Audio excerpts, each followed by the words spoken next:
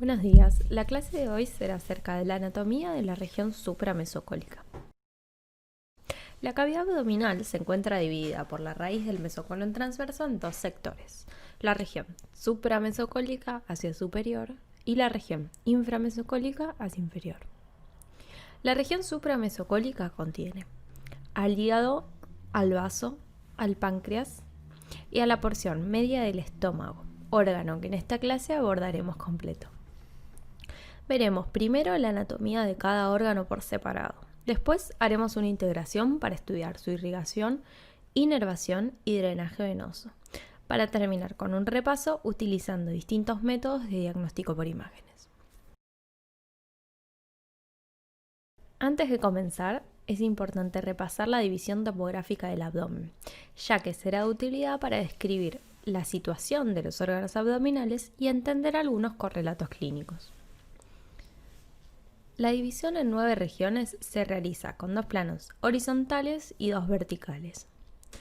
El plano horizontal superior o plano subcostal está justo por debajo de los bordes costales, es decir, en el borde inferior del cartílago costal de la décima costilla y en la parte posterior pasa por el cuerpo de la vértebra L3. El plano horizontal inferior o plano intertubercular pasa por las tuberosidades de las crestas ilíacas que se palpan 5 centímetros por detrás de las espinas ilíacas superiores y por la parte superior del cuerpo de la vértebra L5. Los planos verticales pasan por la línea medioclavicular y el punto medio entre las espinas ilíacas superior y la sínfisis del pubis. Entonces, estos 4 planos forman las divisiones topográficas que dividen el abdomen en 9 regiones. Se establece entonces en la parte superior hipocondrio derecho, epigastrio e hipocondrio izquierdo. En la parte inferior, fosa ilíaca derecha, hipogastrio y fosa ilíaca izquierda. En la región media, flanco derecha, región umbilical y flanco izquierdo.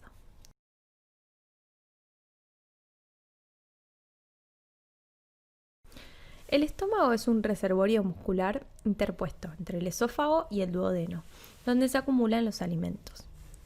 Está situado parcialmente en el receso sufrénico izquierdo, hacia superior del mesocolon transverso, por debajo del hígado y del diafragma. Está orientado al comienzo hacia abajo y adelante, luego se acoda hacia la derecha, flanqueando la línea media. Topográficamente, ocupa casi todo el hipocondrio izquierdo y una gran parte del epigastrio.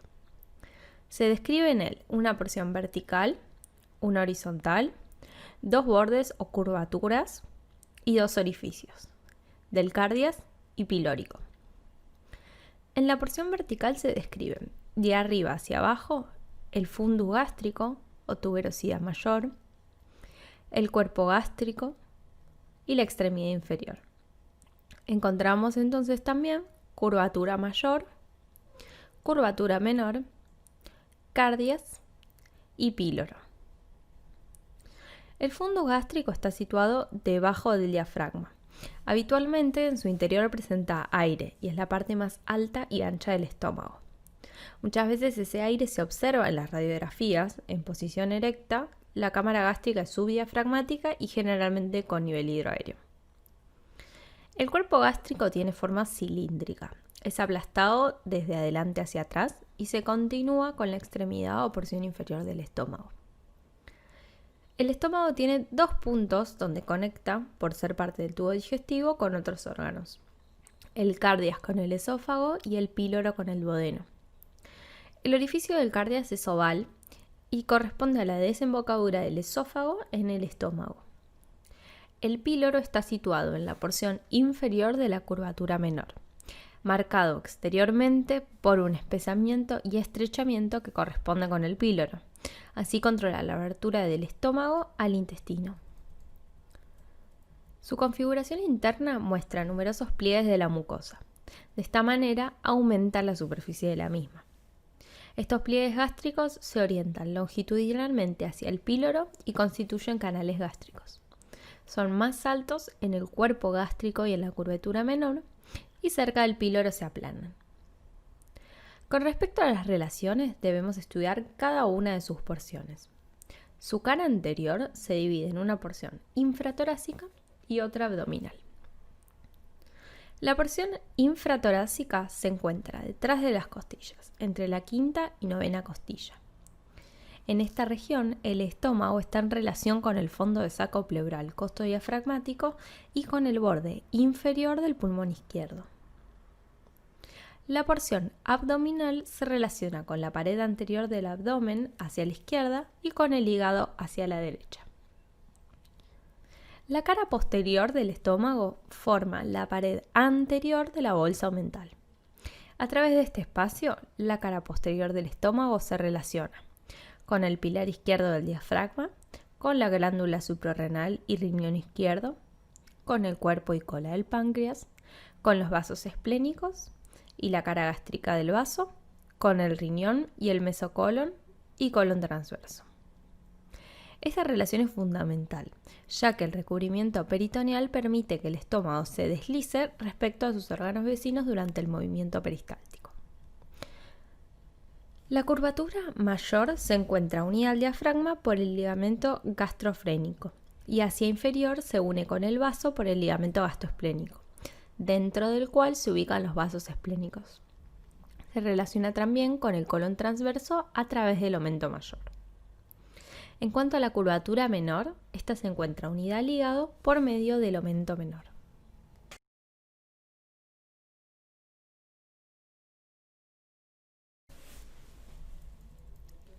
El hígado es una glándula anexa al sistema digestivo que vierte bilis, producto de su secreción externa, en el duodeno. Además, posee numerosas funciones vitales, como regulación de la glucemia, síntesis proteica, funciones de coagulación, por nombrar algunas. Es el órgano más voluminoso del organismo. Está situado por debajo del diafragma, por encima del duodeno y por delante del estómago. Topográficamente ocupa todo el hipocondrio derecho, parte del epigastrio y del flanco derecho. A simple vista, observamos que este órgano está rodeado por peritoneo y por una membrana propia, la cápsula fibrosa del hígado, excepto por la porción dorsal de la cara diafragmática, donde encontramos el área desnuda. El hígado del adulto representa la mitad superior de un cuerpo ovoide. Posee una parte derecha muy desarrollada hacia atrás y hacia arriba, lateral a la columna vertebral. Ocupa la concavidad diafragmática derecha o receso subfrénico derecho en su totalidad. Su extremidad izquierda se adelgaza y aplana bajo el hemidiafragma izquierdo, llegando a ocupar parte de la región celíaca. Se relaciona hacia posterior con el estómago. El lóbulo derecho está en estrecho contacto con el riñón derecho y la flexura derecha del colon, y hacia superior se relaciona con la cavidad pleural. Presenta dos caras y un borde, la cara diafragmática y la cara visceral, y el borde inferior. La cara diafragmática es la cara del hígado relacionada directamente con el diafragma.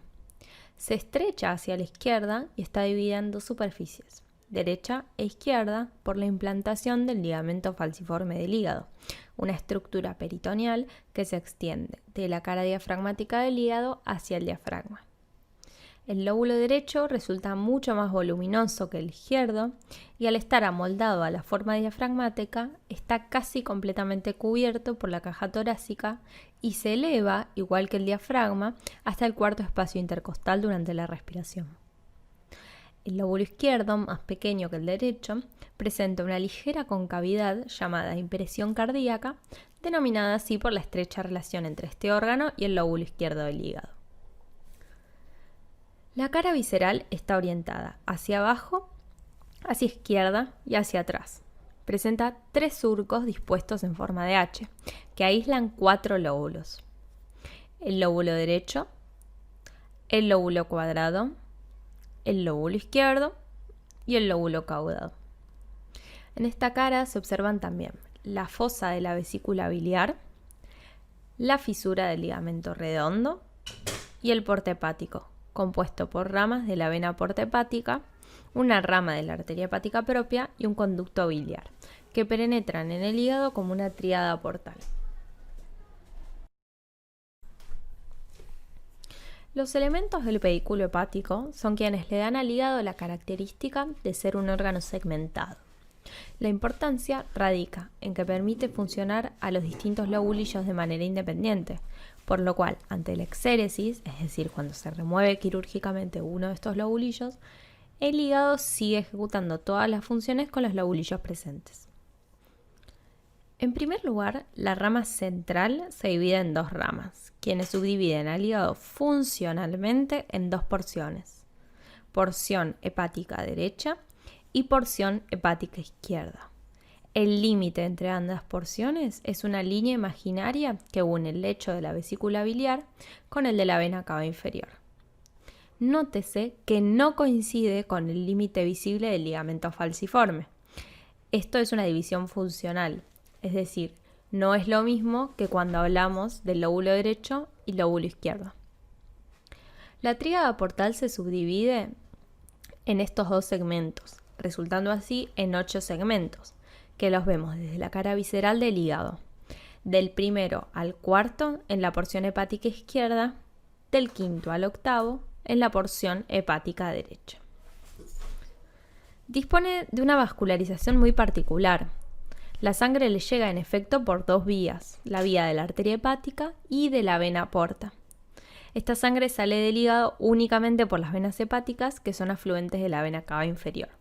Desarrollaremos luego el tema cuando veamos irrigación y drenaje venoso.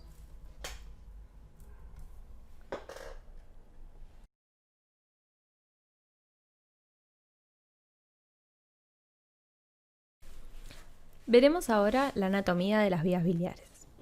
Vesícula biliar. La vesícula biliar es un reservorio fibromuscular que ocupa la fosa de la vesícula biliar en la cara visceral del hígado. De aspecto piriforme, mide entre 8 a 10 centímetros de longitud y entre 3 y 4 de ancho máximo en el adulto. Se distinguen en ella un fondo que sobrepasa el borde inferior del hígado, un cuerpo aproximadamente cilíndrico y un cuello. En la parte media se puede observar una dilatación más marcada, ese es el infundíbulo de la vesícula biliar o bacinete o bolsa de Hartmann. Recibe el recubrimiento peritoneal del hígado, por lo cual también se sitúa intraperitonealmente. Está directamente dispuesta sobre la cara visceral del hígado en la fosa de la vesícula biliar.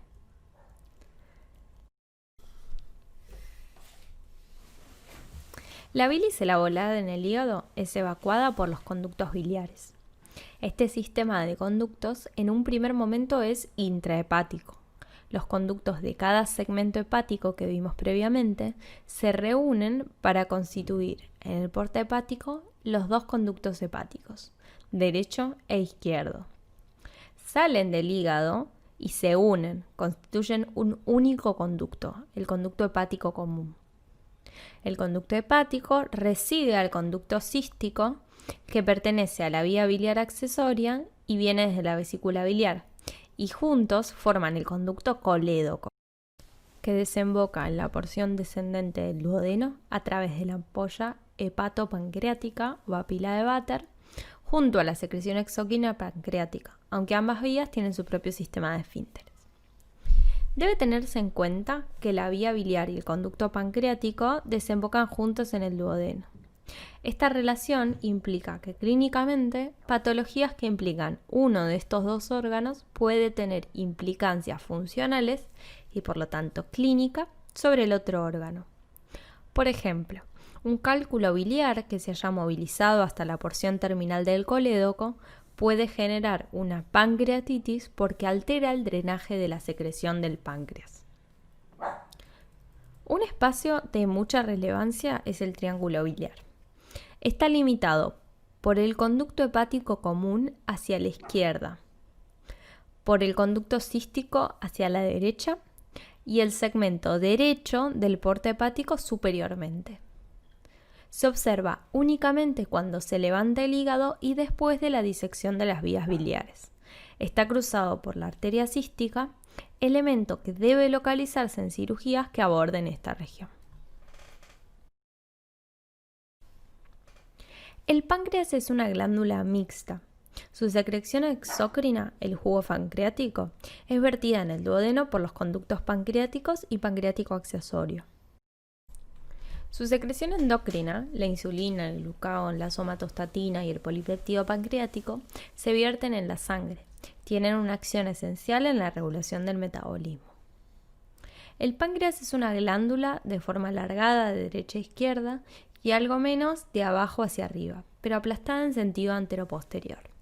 Describe una concavidad posterior moldeada sobre la columna lumbar a nivel de L1, L2. Se describen en él una cabeza, un cuello, un cuerpo y una cola. La terminación del conducto pancreático está rodeada por la porción pancreática del esfínter de la ampolla pancreática. Durante su trayecto recibe numerosos conductos que lo abordan por todas sus caras. Drena los acinos de la cola, el cuerpo y la porción posterior de la cabeza del páncreas. El páncreas se sitúa de forma secundaria retroperitonealmente en la pared posterior de la bolsa omental, como vimos anteriormente al hablar de estómago. Entonces se relaciona hacia anterior con el estómago, hacia posterior con los grandes vasos y vasos mesentéricos superiores. Su cola se encuentra en íntima relación con el vaso y su cabeza y cuello se encuentran rodeadas por el duodeno.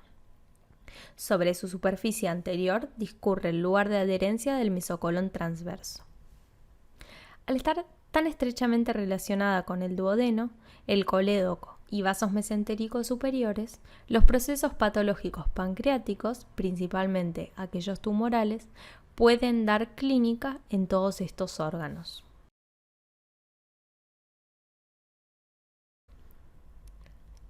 El vaso es un órgano linfático secundario muy ricamente vascularizado, situado a la izquierda, detrás del estómago, en el receso subfrénico izquierdo. Al estar justo debajo del diafragma y afectado por sus movimientos, su posición está condicionada por la respiración. Ocupa el hipocondrio izquierdo, se desarrolla con el tubo digestivo y comparte con él sus vasos, pero no tiene ninguna acción en la digestión. Se observan dos caras. La cara diafragmática, que es extensa y lateral, convexa, moldeada sobre la concavidad diafragmática, y la cara visceral, donde se pueden distinguir las impresiones gástrica, renal, cólica, así como el hilio esplénico. El vaso se encuentra reunido, adelante con el estómago, atrás con la cola del páncreas, en íntima relación con la parrilla costal y el colon transverso, unidos por el ligamento esplenocólico, parte del epiplón mayor. El vaso puede ser asiento de numerosas patologías.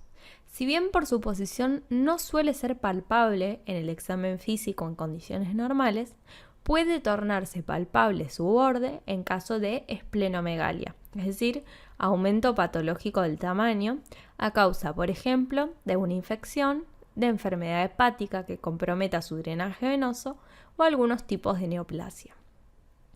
También puede recibir traumatismos y teniendo en cuenta que se encuentra en íntima relación con la parrilla costal, además dijimos es un órgano altamente vascularizado, implica que es un órgano muy sangrante, lo que puede dar lugar a extensas hemorragias.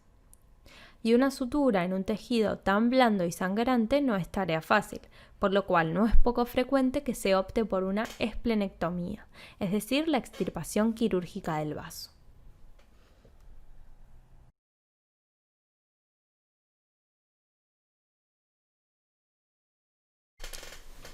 La irrigación de las vísceras de la cavidad abdominal está provista por la aorta abdominal. La aorta abdominal ingresa al abdomen a la altura de T12 a través del hiato aórtico del diafragma. Antes de bifurcarse en sus ramas terminales, las arterias ilíacas comunes en L4, la aorta abdominal da 3 troncos principales para la irrigación del tubo digestivo, que son el tronco celíaco, la arteria mesentérica superior, la arteria mesentérica inferior y las arterias renales, frénicas inferiores, suprarrenales medias, lumbares y testicular ovárica. El tronco celíaco irriga las estructuras de la porción anterior del tubo digestivo, es decir, tercio distal del esófago, el estómago, la mitad proximal del duodeno, el hígado, la vesícula biliar y la porción superior del páncreas. Lo hace a través de 3 ramas: la arteria hepática común, la arteria gástrica izquierda y la arteria esplénica. La arteria hepática común irriga al hígado, a la vesícula biliar, parte del páncreas, parte del duodeno y a través de su rama gástrica derecha y gastromental derecha al estómago. Todo esto lo hace a través de sus ramas. La arteria hepática propia, quien a su vez da una rama, la arteria cística, la arteria gástrica derecha, la arteria gastroduodenal con sus ramas, la arteria supraduodenal, la arteria gastromental derecha, ramas duodenales, arterias retroduodenales, arterias pancreatoduodenales superiores, anteriores y posteriores. La arteria esplénica irriga principalmente al vaso y a través de su rama, la arteria gastromental izquierda, al estómago, a través de ramas pancreáticas al páncreas.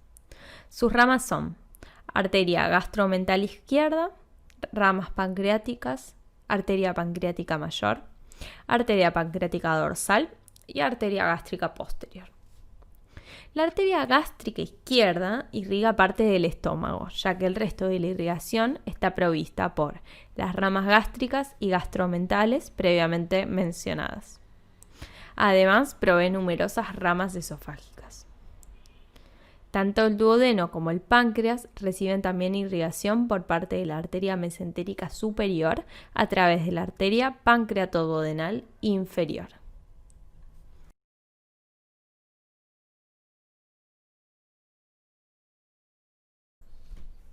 El drenaje venoso de las vísceras abdominales está dado por el sistema venoso portal.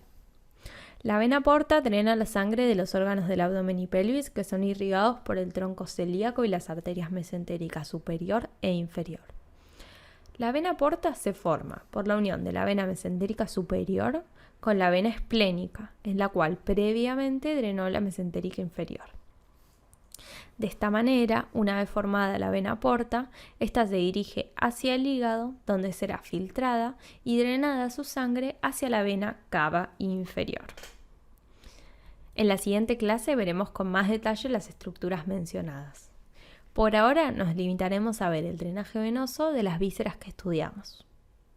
Con respecto al drenaje venoso del estómago, la sangre de la curvatura menor del estómago en general fluye directamente a la vena porta hepática, mientras que la sangre de la curvatura menor drena hacia la vena esplénica o hacia la vena mesentérica superior.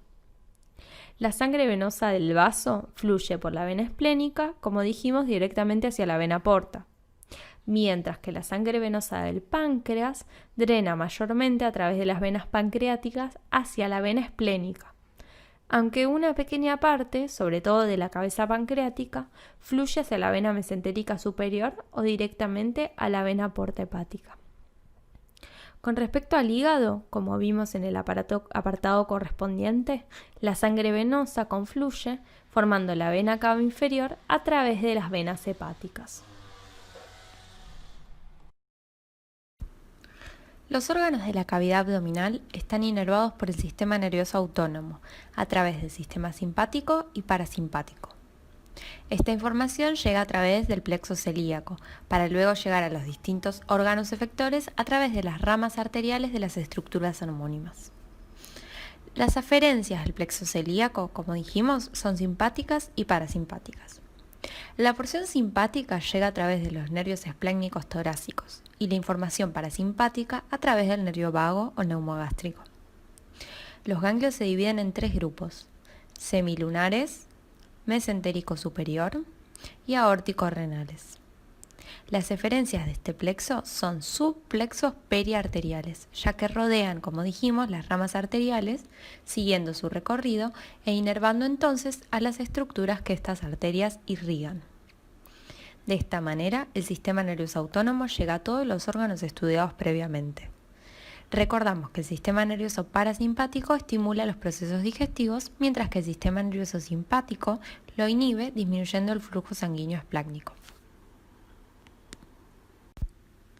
Veremos a continuación una serie de estudios de diagnóstico por imágenes para integrar los conceptos vistos. La siguiente imagen es un corte axial, ya que observamos los ejes antero-posterior o sagital y latero-lateral. Se trata de una tomografía, ya que vemos los componentes óseos hiperdensos y el tejido subcutáneo hipodenso.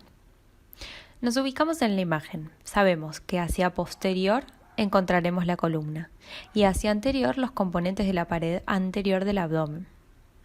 Con estas referencias encontramos otro dato del estudio. Sabemos que hacia anterior de la columna encontramos la arteria aorta, que observamos con una densidad mayor a otros líquidos en este estudio, por lo cual sabemos que es una tomografía con contraste vascular. Describiremos la imagen de externo a interno.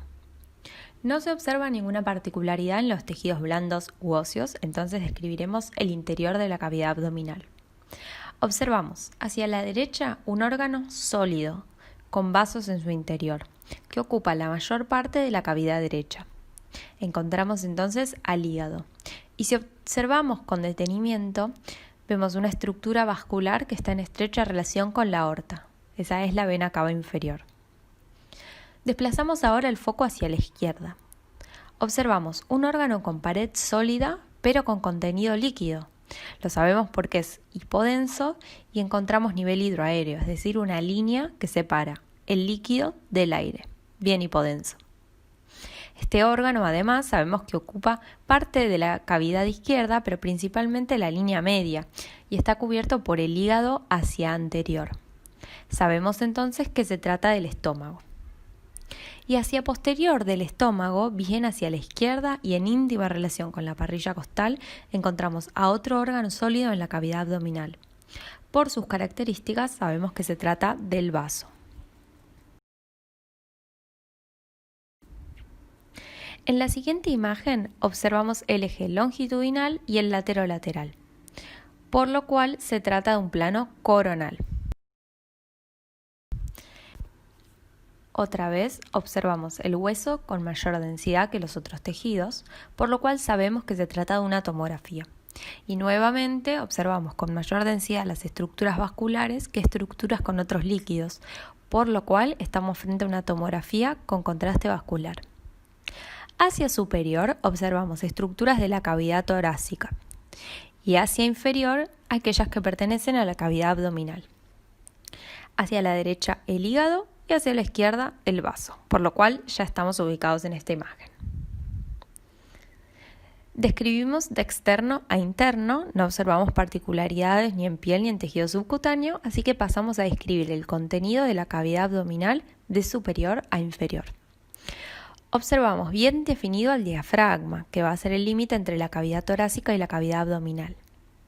En esta imagen podemos observar algo que mencionamos en la descripción de los distintos órganos, que son los recesos subfrénicos.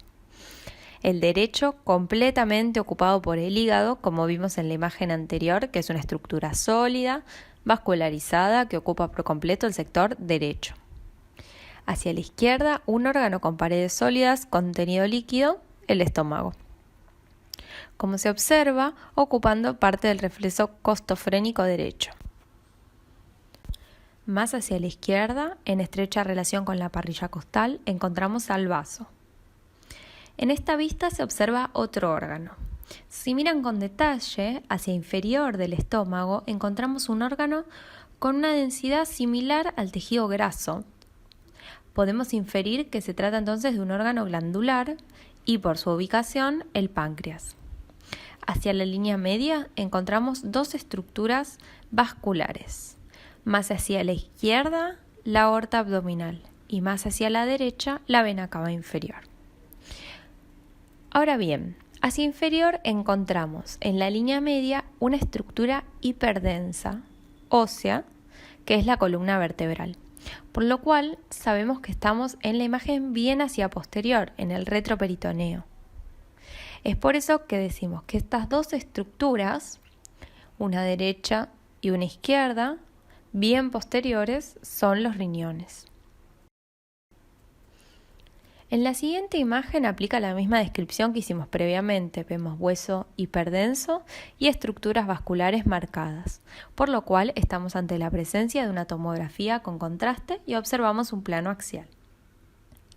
Como marcamos anteriormente, hacia la derecha encontramos el hígado y hacia la izquierda el vaso.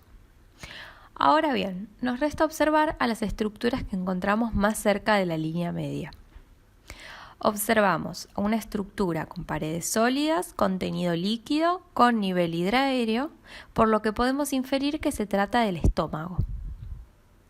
Observamos también una estructura sólida, pero más hipodensa que otros órganos, como el hígado o el vaso. Y observamos también que esta estructura se encuentra bien posterior en la cavidad abdominal, lindando con el retroperitoneo, donde encontramos a la aorta abdominal. Además, observamos que esta estructura es alargada y que uno de sus extremos se encuentra en íntima relación con la cara posterior del estómago, por tanto con la transcavidad de los epiplones, y su otro extremo en íntima relación con el vaso. Por todas estas características que describimos, podemos decir que la estructura que observamos es el páncreas. La siguiente imagen se trata de un estudio con mucha más resolución, donde observamos vía biliar y pancreática. Se trata de una resonancia magnética. Observamos una estructura donde drenan ambas vías, por lo cual asumimos que estamos hablando de la segunda porción del duodeno. Vemos primero la vía biliar. Tenemos dos troncos que se unen: conducto hepático derecho, conducto hepático izquierdo, uniéndose para formar el conducto hepático común. El conducto hepático común, además, vemos que sigue su recorrido y recibe un conducto que viene desde la vesícula biliar. Se trata del conducto cístico uniéndose al conducto hepático común para formar el colédoco, que desemboca en el duodeno junto con esta estructura que vemos viene más desde la izquierda, con lo cual no forma parte de la vía biliar, sino que se trata del conducto pancreático principal. Muchas gracias por su atención.